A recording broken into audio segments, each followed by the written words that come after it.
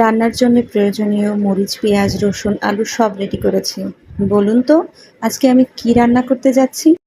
আজকে প্রথম আমি ট্রেন্ডের সাথে চলে এমন একটা কাজ করতে যাচ্ছি যে কাজটা না করলেও আমি পারতাম। চারিদিকে যখন পেশোয়ারি বিফের এত গুণগান, তখন আমারও মনে হলো একটু ট্রাই করে দেখা যাক। আর তাই তো আমরা দুজনে মিলে চলে এলাম আজকে রান্নাঘরে। নিয়ে নিলাম প্রায় ১ কেজি মাংস।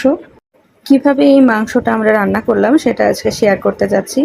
প্রথমে মাংসটা খুব ভালো করে ধুয়ে তেল চর্বি সহই হাঁড়িতে দিয়ে দিলাম এবং পরিমাণ মতো লবণ দিয়ে মেখে প্রায় আধা ঘন্টা রেখে দিয়েছিলাম। ঠিক এভাবেই ঢেকে রেখেছিলাম।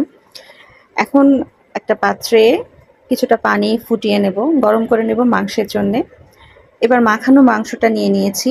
এবার একে একে দিয়ে দিচ্ছি সমস্ত উপকরণ। তো প্রথমেই আমরা দিচ্ছি ছুলে রাখা আস্ত পেঁয়াজ।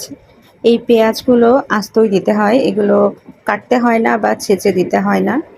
এখন দিচ্ছি গোটা কয়েক রসুন। আমাদের রসুনগুলোর সাইজ একটু ছোট, দেশি রসুন তো এইগুলো এই জন্যে পরিমাণে প্রায় ৫-৬টার মতো বা তার একটু বেশিই দিয়েছি হয়তোবা।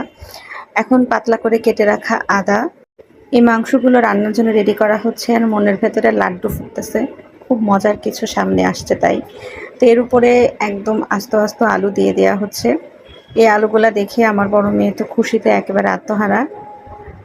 এবার দিয়ে দেওয়া হচ্ছে প্রায় ১৫-২০টার মতো কাঁচামরিচ। আমরা এখানে একদম টাটকা কাঁচামরিচটাই ব্যবহার করছি।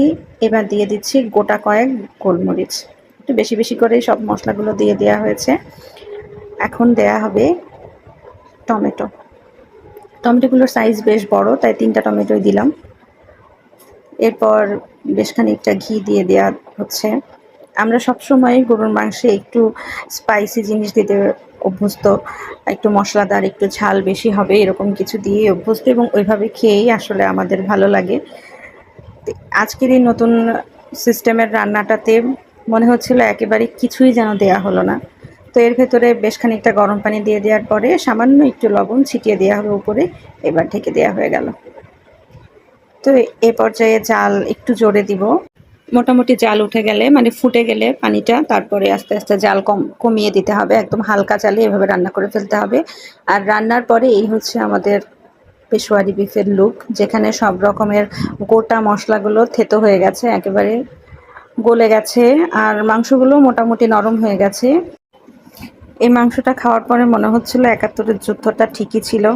আমি ভাই বাঙালি, ঝাল গোশ ছাড়া আমার মোটেই চলে না। আজকের ভিডিও পর্যন্ত। আল্লাহ হাফেজ।